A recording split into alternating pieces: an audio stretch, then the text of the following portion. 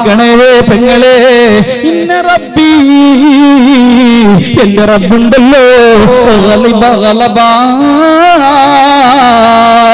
ഭയങ്കര ദേഷ്യമാണ് എന്റെ റബ്ബിന്. ലം യഗ്ലബ് ഖബ്ലഹു മിസ്ലഹു, ഇതുപോലെ എന്റെ റബ്ബ് കോപിച്ചിട്ടില്ല. വലാ യഗ്ലബ് ബഅദഹു മിസ്ല, ഇതുപോലെ എന്റെ റബ്ബ് ശേഷവും കോപിക്കില്ല.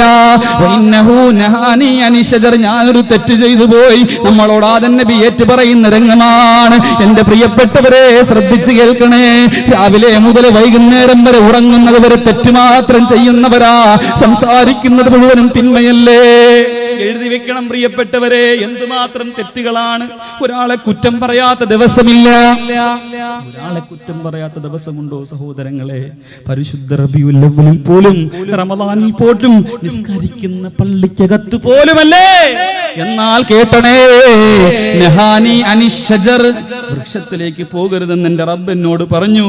ഫഅസൈതു, ഞാൻ പാപം ചെയ്തു പോയി, ഞാൻ പാപം ചെയ്തു പോയി. ഞാൻ ആ വൃക്ഷത്തിന്റെ അടുക്കൽ ചെന്നു. നഫ്സി നഫ്സി നഫ്സി നഫ്സി നഫ്സിയാ, എന്റെ നഫ്സേ, എന്റെ നഫ്സേ എന്ന് പറഞ്ഞ് ആദം നബി തലയിൽ ഇങ്ങനെ കൈവയ്ക്കുകയാ. എന്റെ പ്രിയപ്പെട്ട പെങ്ങളെ, ഇർഹബൂ ഇലാ ഗൈരി, നിങ്ങൾ വേറെ ആരടുത്തെങ്കിലും ഒന്ന് പൊയ്ക്കൂടെ? എനിക്ക് കഴിയൂല. നിങ്ങൾ വേറെ ആരടുത്തെങ്കിലും ഒന്ന് പോ, എനിക്ക് കഴിയൂല.